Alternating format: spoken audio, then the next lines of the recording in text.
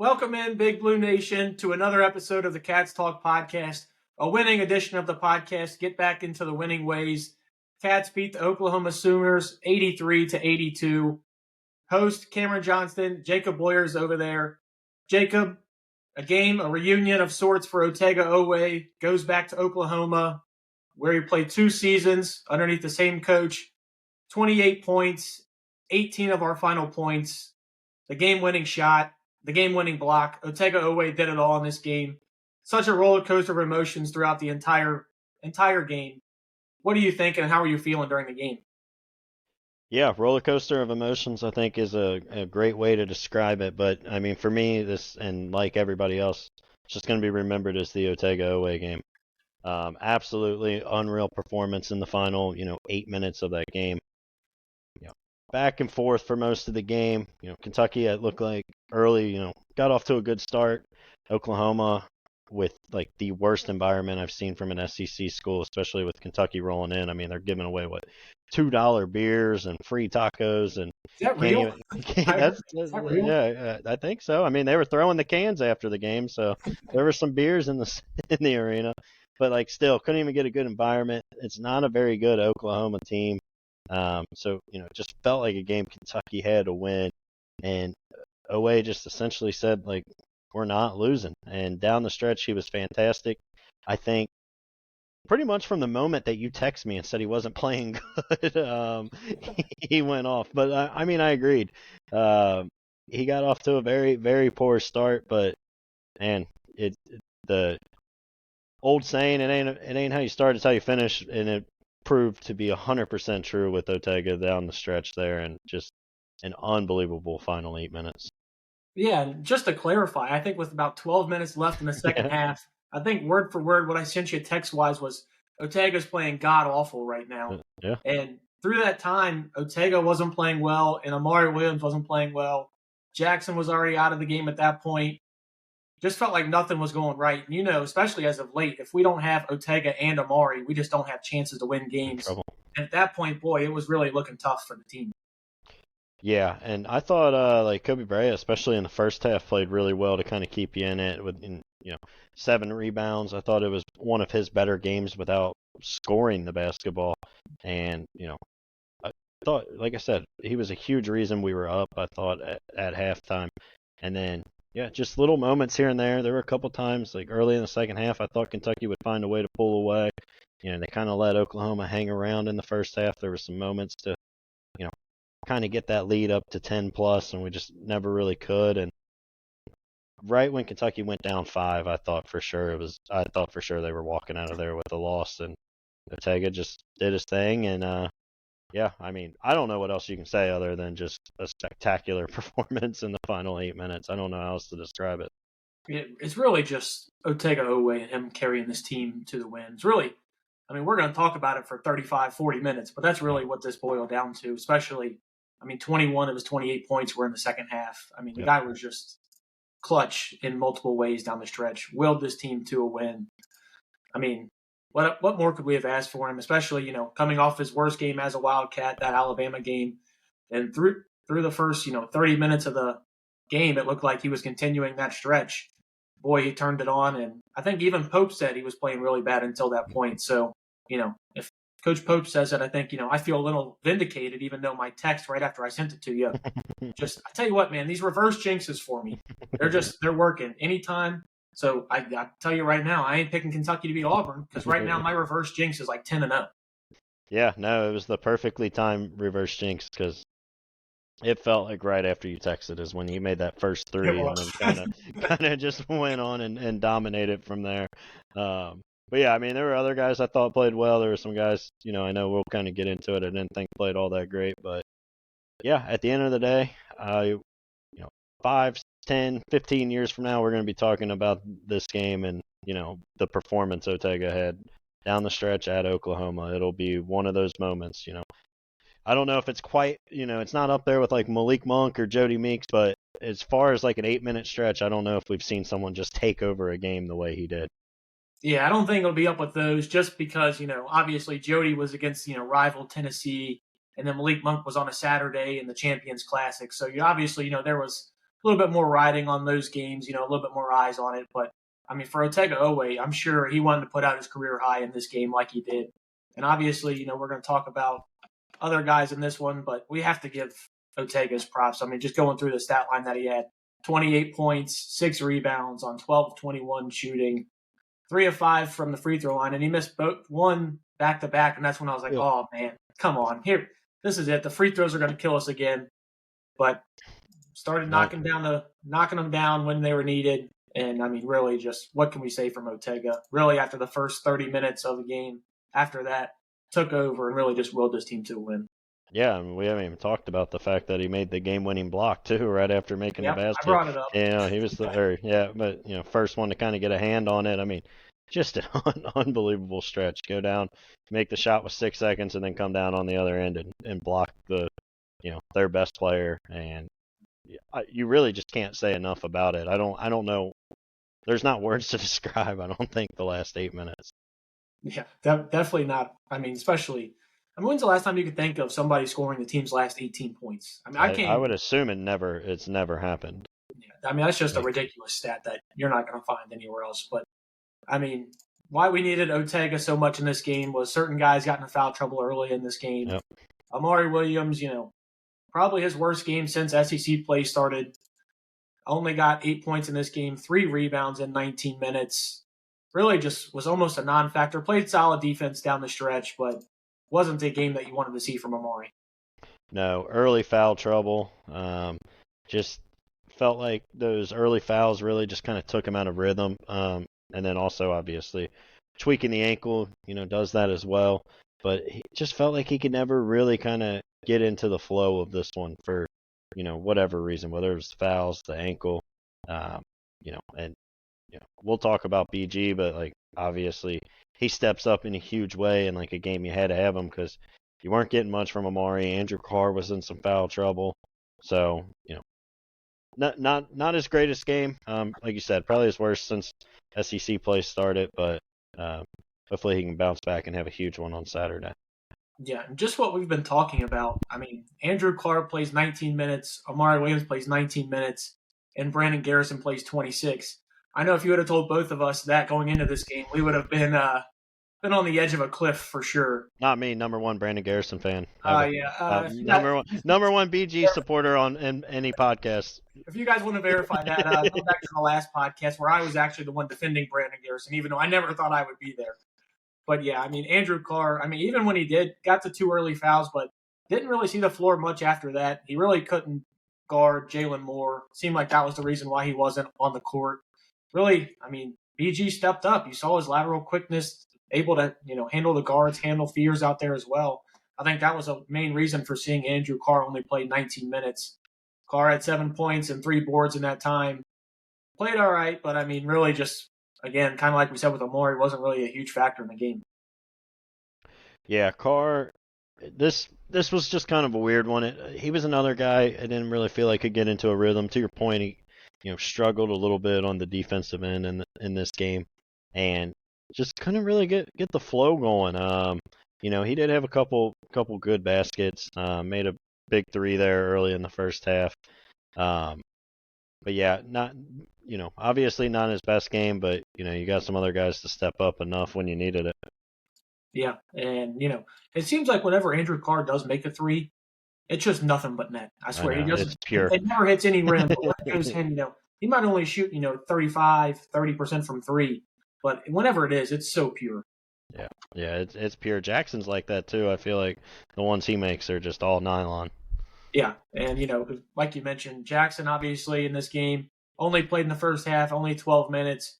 I think he airballed what was his second 3, or barely even nicked the rim on his second 3. A little worrying to see after the first 2 shots. A wrist injury on the shooting hand. You see 2 shots that really aren't close, but then follows it up with back-to-back made jumpers.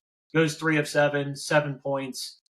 Really, I think the thing to notice with Jackson is just how much different that Oklahoma defense was playing us as opposed to weeks before when Jackson wasn't on the court. You can just see the attention that the defenses have to pay when he's out there. It really just opens up the entire floor for the team. Yeah, I was going to make that point about him and Lamont. Just everything is just so much more spaced, and I noticed it quite a few times with Lamont, like, it's not even the threat of him like getting to the rim and finishing. I know we kind of have gotten on him in the past for finishing, but he just draws so much attention, and he made a lot of really nice passes. The offense in general, when both of those guys are out there, is just so much more open. It gives guys like Andrew Carr, more area to kind of operate. It gives Amari kind of more of a one-on-one in the post. So, I mean, it just opens everything up so much more by having both of those guys out there. In regards to Jackson, kind of felt the same way you did when he, his first three was way off, and then that second one was the air ball.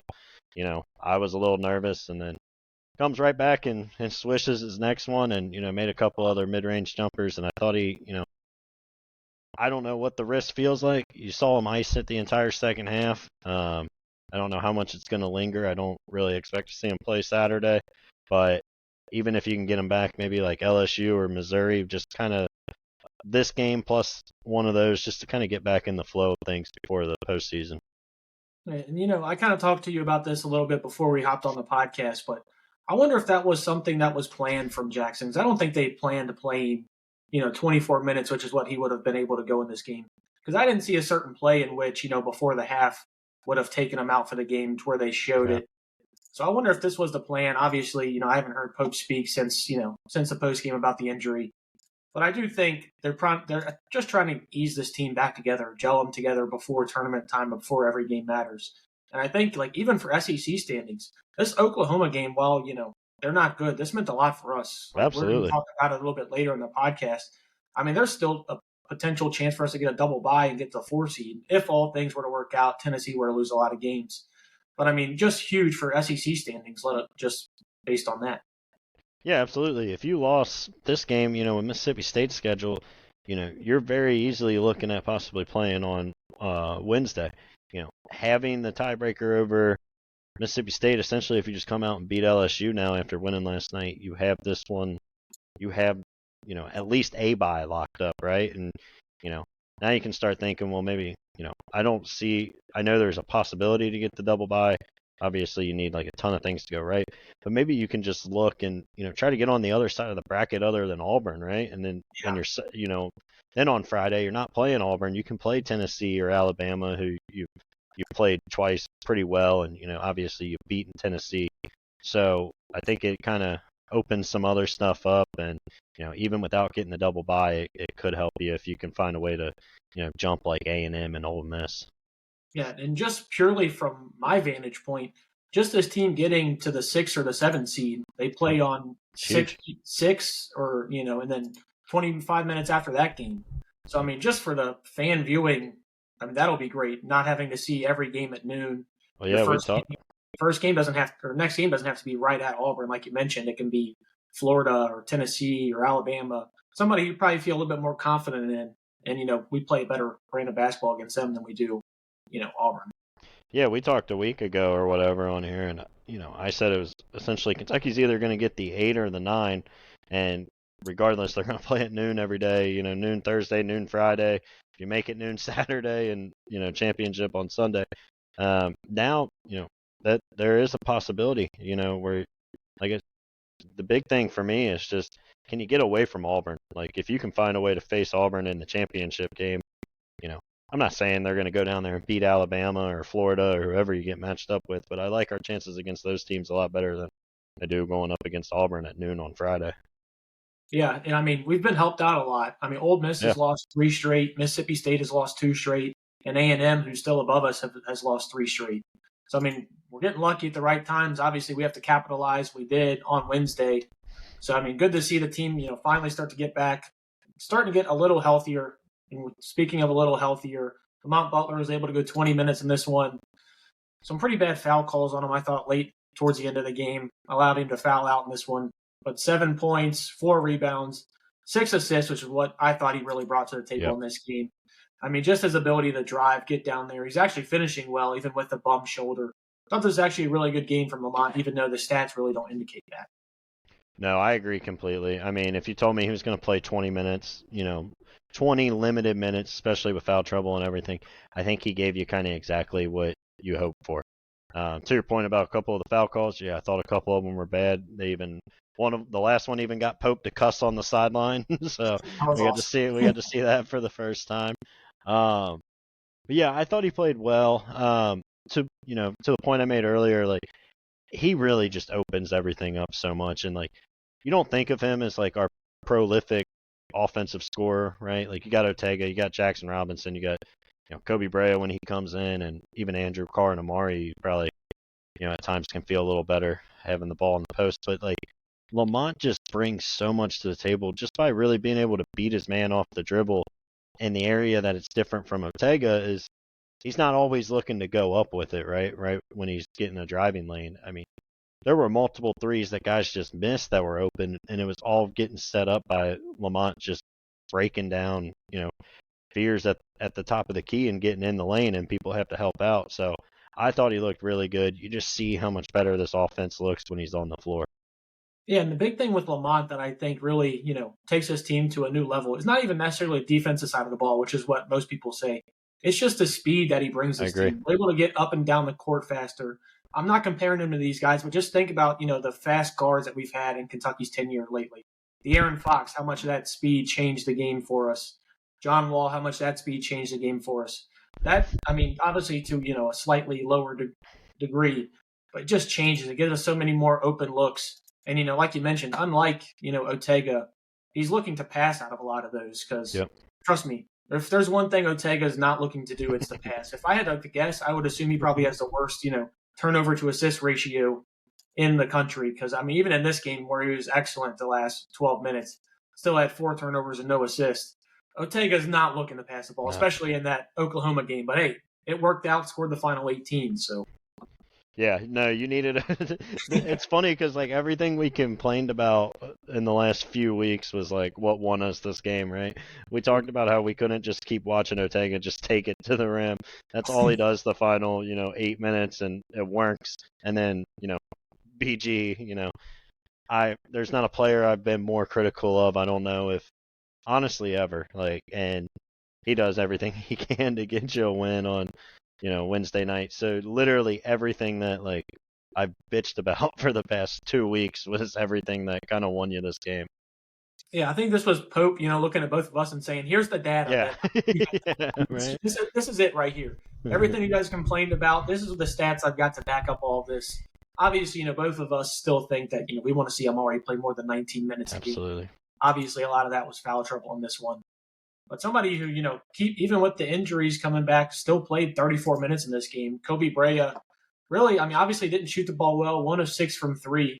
But man, I thought he just gave you a lot extra outside of that. 9 points, was able to drive to the rim a little bit, had some tough finishes, 7 rebounds, 3 assists, and only 1 turnover. Got you a steal. Was playing. He's been really good on the defensive side of the ball. I think that's Yep. been something that hasn't really been talked about as much lately. He's giving you all those extra things that, especially earlier in the season, you just weren't getting. To where if he wasn't hitting those threes, he was just a liability on the floor. Kobe's really turned into a much better overall player, even though his 3-point percentage seems to keep going down week in, week out. But obviously, with Lamont and Jackson getting back out there, hopefully he's going to be getting more open looks. Yeah.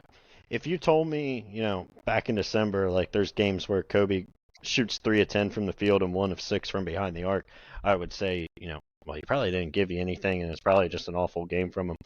But I agree completely. I thought he played really well. I mean, team's leading rebounder. Like I said, I thought there were some moments in the first half where he really kind of kept you afloat when, some other guys weren't playing well and, Jackson was out, injured. So I thought he played really well. And then even after the game, I was listening to some of the Tom Leach and Jack Gibbons kind of recapping it, and Jack gives out his defensive MVP every game, and he gave it to Kobe Brea. Like, I don't know if you would have told me before the season there will be a game where he was our most valuable defender at any point, like, Yeah. I would have called you insane. But I mean, he's worked his tail off on that side of the floor, and he's becoming so much more of a all-around player. And I don't know. Maybe the injuries were kind of a blessing in disguise for him because he had to take on more of a role than just a catch and shoot 3-point shooter. But I mean, he's really impressed. Hopefully it's a blessing in disguise for, this whole team. You're Yep. talking about guys getting minutes that they weren't used to. I mean, just think about how much better Travis Perry looked in this game as opposed to how he looked earlier in the season when he was forced into that role.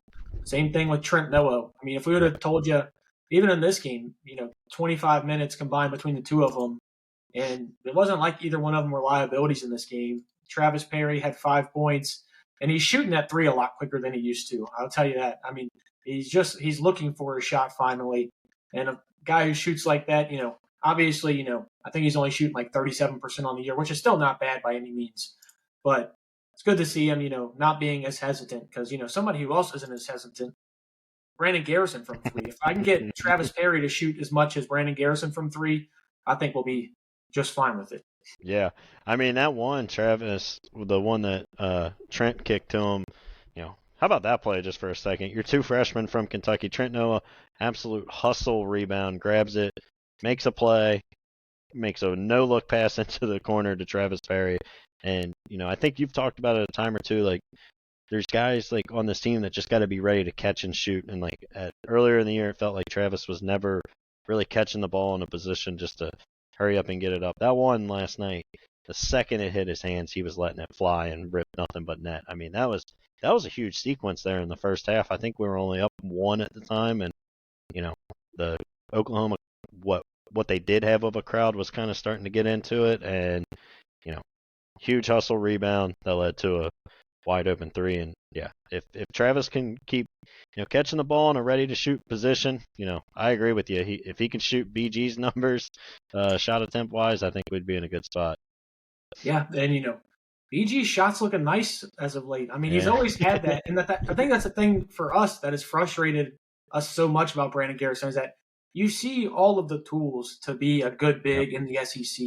He's got the shot, he's got lateral quickness, he's got the bounce, and he's got a big enough body to where he can be physical. I mean, I think he's listed as heavier than Amari is, and Amari's a very physical center. So when we say all these about Brandon Garrison, it's almost like what you were talking about Amari in the beginning of the season. Yep. The reason we're so critical of him is because we know it's there, and especially if you're getting this to where you can run Amari and BG at the same time, I think that takes this team to another level, especially if you can have Andrew Carr kind of be that guy that comes and, just gives you a steady offensive threat when you're getting guys rest.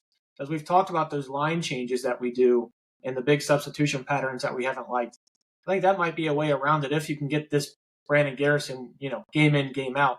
But the biggest problem with that is that it seems like you mentioned, there's one game and then you don't see him again until 6 games down the line, which I think this was his 6th game down the line. So I think he finally cashed in on that one. Brandon Garrison, obviously, 12 points in this game, 2 of 3 from 3, 5 of 8 from the field, 4 rebounds. And, they gave him the block for that on the final play. I still don't know why they gave him it. Otega got a piece of it first, but, with how BG played, I'll let him have it. Otega got the game-winning, layup. I'll let Brandon Garrison have that one. Yeah. Obviously, I don't know too many people that have been more critical of Brandon Garrison than myself over the past, month. So I'm going to give him a lot of props. I mean, he was phenomenal last night, especially in the second half. He did some things, in the first half that I didn't love. There were some moments, but you know what? I'm not going to harp on him because of how great he played in the second half, and he's earned a day off of getting criticized. But, I mean, everything, like, I know I've said it multiple times on here, like, the guy was projected to be like the 43rd pick before the season, just simply based off the tools. So to your point, all my frustrations with BG all year have just been like, we know he can do it, and he just hasn't for whatever reason. It just hasn't clicked. But that second half last night was everything that BG can be, right? Like that sequence where he got a block, ran the floor, and I forget which guard hit him for like a run out dunk. Like that's special stuff, and like that's stuff that like pure athletes do, and he's obviously one of them. And if you tell me he's a guy that can shoot 2 of 3 from behind the arc along with those other tools, like everything on paper tells you like this guy could be a borderline first round pick in the NBA, and it just obviously hasn't clicked. But last night he was phenomenal. I thought he gave you everything you need it. He ran a little white hot, as Mark Pope likes to call it a couple times. I mean, a little bit. He was, yeah. I mean, he's he's incredibly lucky we didn't get a technical on that final play. And then I don't know if you if you saw, obviously the handshake line, and before that, he was yelling some words that, I'm not going to repeat here. And I saw him do the old hold the L, and so I mean he was obviously fired up, but I mean him and Moore were just going back and forth all game. So I mean I'm not going to say like I don't get it, because back when I wasn't very good and played basketball back in middle school, I mean I was known as kind of the fiery guy that would get fired up too. So I mean I get it. I got a couple technicals in my day, and he avoided those at least. Yeah, I mean, it's like I said, it's so good to see from BG, because especially in 27 minutes to play that well. It's one thing to do it over a 12-minute span, but over 27 minutes where the team really needed you. Yep. And something I thought was, I mean, his defense in this game, 3 steals, 2 blocks, and how many times did it feel like he got switched up on Sears and he just held his own? Played well. I haven't seen that from him all year. I mean, he's been getting blown by bigs, and this is a potential lottery pick, first round pick that we're talking about that he was keeping with side to side, and really, especially on that last possession, did it for almost 15 seconds until they forced up a late shot to go to the free throw line. Yep.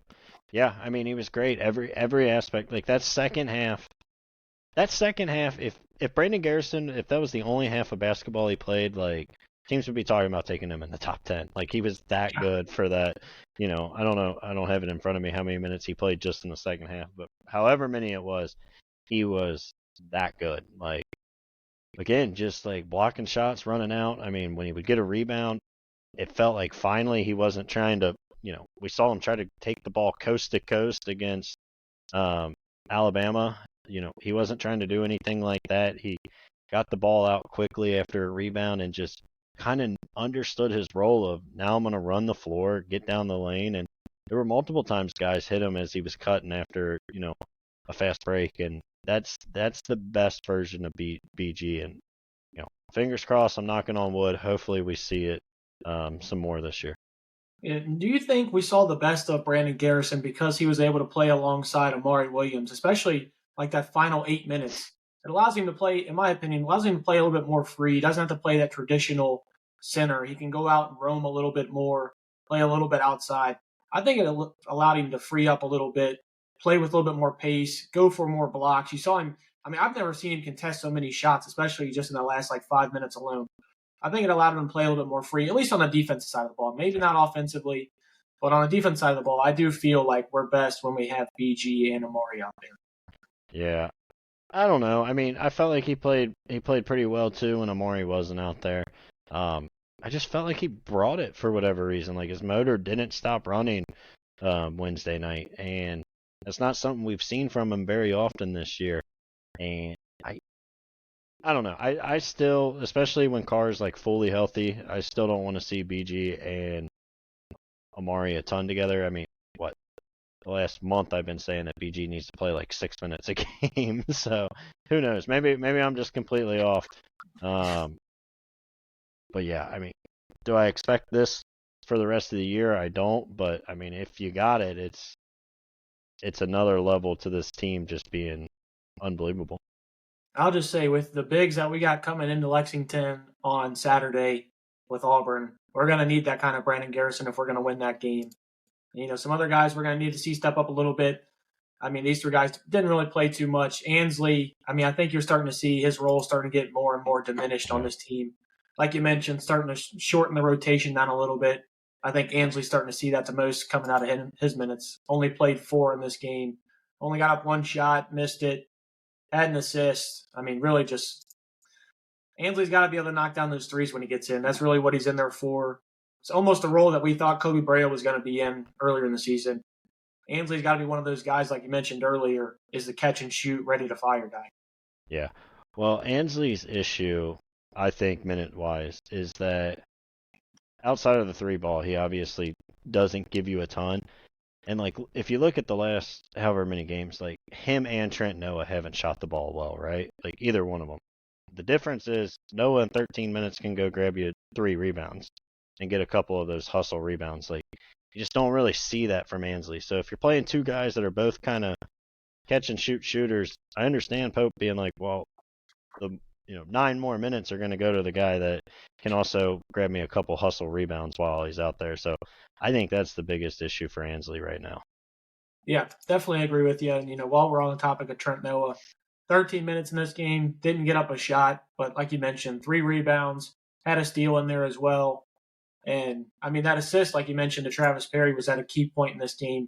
Because, this game had 9 lead changes, and the game was tied 8 times. So, this game went back and forth the entire way. That was a big, big play from Trent Noah. Yeah, if Trent can just kind of give you that hustle, I'm fine with him playing 13 to 14 minutes, regardless of kind of how he's shooting. He's getting as many rebounds as Brandon Garrison, and even in this game as Amari Williams, and he's doing it in 13 minutes of action. So love what I've seen from Trent Noah, obviously outside of maybe just the scoring. Maybe we just need to play Tennessee again in the SEC tournament and get him get that confidence back. Yeah. I will say, I don't think, when everybody is healthy, because in this game, think about just your starters. Obviously, Jackson only played 12 minutes, Amari only 19, yeah. Andrew Carr 19, and Lamont only 20. I don't think you can give Trent Noah 13 minutes because that means those guys aren't getting those. So, for this game, it's fine. You might be able to if, like, Ansley's getting 0. I don't know if Pope would completely take Ansley's minutes away, but if you're telling me that the two of them are going to be combined for 13, and we might get to a point where it's just Trent getting 13. Yeah, I think we'll probably get to a point where I think they're probably combining the two of them for about 10 minutes a game, just see who's running hot that game, especially because you're wanting Jackson to play probably 20 more minutes than he did in this game. Obviously, BG's numbers, we want to go down. We want to see him playing 26 minutes, so there'll be some more minutes to go around there. But like we've mentioned, we have no idea who's going to be good to go for Auburn. You would assume Lamont's going to be fine. Jackson, I don't know if that was part of the plan. Obviously, I think Coach Pope talks on Friday, so we'll hear some of that, see if he's going to be good. That's when the original injury report will come out. Last guy we haven't talked about, Colin Chandler. Really just didn't give you much in this one. 0 for 1 from the field, 6 minutes. Really, I thought this was actually probably his worst defensive game, too, in quite a while. Fears beat him off the dribble quite a lot. Really, Colin didn't give you much in this one and was kind of a step back in his upward trajectory that he's had as of late. Yeah, to be honest, other than him getting beat a couple times by Fears, I don't really even remember him being on the floor. I'm honestly kind of surprised looking at the box score that he played 6.5 minutes. I thought it was more like 2 or 3. It was I don't have a ton of thoughts on him. To your point, obviously not his best game. A little bit of a step back, and I do remember just a handful of times where it felt like he just got absolutely torched trying to guard Fears one-on-one. I will say he threw up that 3 ball, and I swear it almost hit the ceiling, and it looked like it was. He shot it from the baseline. He threw it up 30 feet. It looked like it was going 18 rows into the crowd on the other section, barely hit the back iron. One of the weirdest shot arcs I've ever seen. Yeah. We've hopefully, it's probably more of an off-season topic, but if you can get Colin to start hitting that 3 ball, especially with the defense that he had been allowing you, obviously Fears, we just mentioned, lottery pick, first-round pick. He's got agility. He's going to be able to beat him off the dribble like that. Hopefully Colin just continues to develop. I think you're probably going to see a lot more of, when Lamont and Jackson are back fully healthy, just switching him and Travis Perry out, just depending on the game, which one you need, offense or defense. So I think that'll probably be his role. Some games you'll see him play 8 to 12 minutes. Some games you won't see him play much at all. I think it really just depends on the team. Yeah, I agree with that. But that's part of what, getting these guys back means, right? If there's a game where Chandler just can't play in it, you don't feel the need to play him. And he obviously got some good reps, and there might be a game where he's playing pretty solid defense, and you could use him for your point, an extra 8 to 10 minutes a game, and and there might be a time where he comes in and you realize he's not quick enough to stay in front of whoever he's guarding, and you don't have to play him. Yeah, couldn't agree with you more. Is there anything coming out of this game that you're thinking about leading into the Auburn game? Anything you're taking away from this one? Outside of Otega Oweh dropping his nuts on Oklahoma, this is all I'm going to think about. What a performance. Yeah, I think it was Old Row Kentucky put out, Otega's face just on the state of Oklahoma. The state of Oklahoma, he owns them. Brandon Garrison, obviously played a great game, went to Oklahoma State, so he played, his rival. Great to see those guys really just like take a next step in their games in this one. We got number 1 coming to town on Saturday. It's going to be a huge test. Auburn, obviously, great team. Coach Pearl, one of my favorite coaches of all time. I don't know how you feel about Coach Pearl, but give me what you think about Auburn. Yeah, love Coach Pearl. This is probably the best team he's ever had, even including some of his really good Tennessee teams. But I don't even know if you can say probably. This is the best team he's had. This team is unreal. I've watched Auburn probably outside of Kentucky the most of any team. I've watched a lot of their non-conference games. They played a insanely tough non-conference schedule and pretty much ran through it. Besides when they went to Cameron. This team they're really good. I know we were talking before we hopped on here, and you mentioned how they kind of got up 20 against Ole Miss, and then they let them right back in it. But then they like I said, they just instantly remember we're the best team in basketball, and we're going to go on a 15-0 run and be right back up 25-30 against good teams like Ole Miss is. I know they're not playing great right now, but not a bad team, and they killed us. So they went on multiple runs of just destroying them, and when they're making shots, there's not a team in the country that can beat them. With the way they do everything else, if they're hitting 3-pointers, just shake their hand and hop on the bus and get ready for the next game. And I think the biggest thing with Auburn is, especially if they lock down on the defensive side of the ball, I think that's where a lot of their lapses come from. Happened a lot, especially in that Arkansas game that they played. They just go through lapses where they're giving up easy buckets. It even happened in the Ole Miss game because, Ole Miss came back in that game. They do, but Arkansas, they still only gave up 60 points, so they could still clamp you down. Because Arkansas can't score. That's all right. Well, then fine. Georgia only scored 70, and Ole Miss scored 76. Vandy scored 68. I do agree with you. There's moments where they just kind of get a little lazy, but then when they want to, and they'll lock you down, and then they'll go down and make threes on the other end, and they're the scariest team in college basketball, I think. Yeah, and that was kind of to my point where I was trying to figure out what I was trying to say there was just that, when they are fully engaged on the defense side of the ball, I don't think there's a way that we can beat them on Saturday. But like I said, I think our only way for us to win that game is hopefully those defensive lapses are a little bit long, and that's for when a stretch for when we get hot. Hopefully Jackson's playing. That's a stretch where he can, throw in 3 threes back to back. Kobe's hot. His team's really gonna have to hit a lot of threes in this game to win this game. Because I'm gonna say it. I know you're not going to. I'm gonna hold your feet to the fire. You've been calling this a Kentucky win all year. I have. So, I have. Let me hear the positivity, because all I'm hearing from you this entire podcast, especially about the Auburn talk, is negativity, and I don't need it. No, it's not negativity. They're the number 1 ranked team in the country for a reason, right? No, don't get me wrong. I've said it. I predicted before the season. I went back and predicted it. Right when we got into SEC play, and we quickly did those predictions. I predicted we would lose to Oklahoma and come back and beat Auburn, a week and a half ago. The biggest thing that worries me is Jackson going to play? And then now, there were reports of Amari was limping really bad after that game. You see that a lot, especially in basketball. Somebody tweaks their ankle, they're able to, have the adrenaline to kind of finish the game and play through. But after you sleep on it and you wake up the next morning and it's swollen the size of a baseball. I know we haven't heard Pope talk yet, or no injury reports coming out. I'm going to pick the Cats, and I'm going to pick them with the asterisks that Amari and everybody outside of maybe Jackson plays. But I don't love it, but I'm going to do it. I'm going to pick Kentucky. Yeah. If Amari doesn't play, Janiah Broome probably goes for 35 and 18. It's going to be tough. He might get 30 even with Amari. Yeah, he could do that, especially, Amari's been getting in foul trouble, at least a little bit more as of late. 2 of the past 3 games he's gotten into foul trouble. And, Janiah Broome's just good. 18.8 points per game, 11 rebounds. I do think, this team around him is a lot better than they get talked about. Like Baker Mazzara, I think he's outstanding. Yep. I love Tahad Pettifer. He's great as well. There's just so many good guys on this team. Like there's, how we feel bad going to the bench, playing Ansley for extended minutes. There's almost nobody on this Auburn team that could get extended minutes and be like, oh, that's who we got to exploit.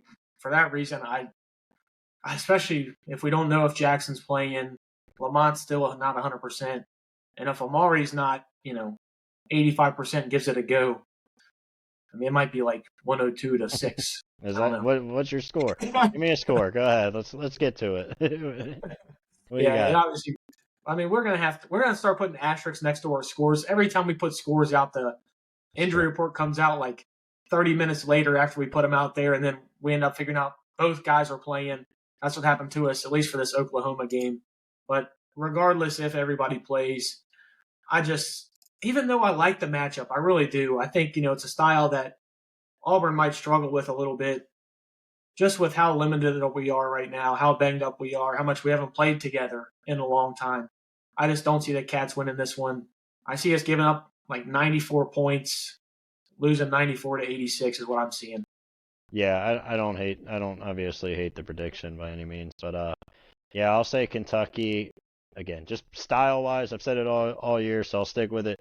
I'll say Kentucky scores 92, Auburn 89. Fun, high-scoring, fast-paced game. All right, real quick, give me your MVP. Let's go bounce-back game, Andrew Carr. It feels like every time he has a bad game, he bounces back with a good one. All right, and I will take Kobe Bryant for my MVP if the Cats are able to get it done. Follow the Cats Talk Pod on Instagram, TikTok, Twitter, Spotify, YouTube. We're everywhere you can get your podcast. That being said, go Big Blue. Listen. More damn Eagle? No, get that out of here. It's the dumbest saying ever. Charles Barkley, I love you. Auburn sucks. Go Big Blue.